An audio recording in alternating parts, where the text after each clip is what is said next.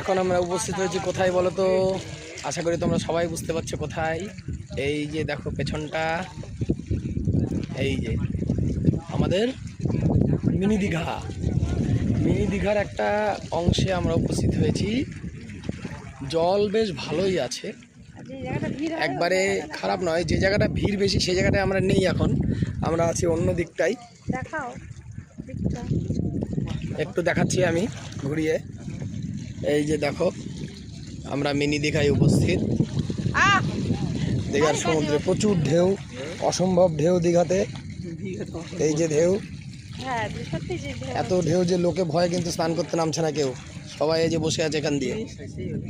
আর অনেকটা দূরে, ঠিক এখান থেকে দেখাতে পারবো কিনা, এই যে এই এই জায়গাটাই হচ্ছে ভিড়টা হয়। আমার তো আর আইফোন নেই, যে এত সুন্দর করে ভিডিও করে দেখাবো।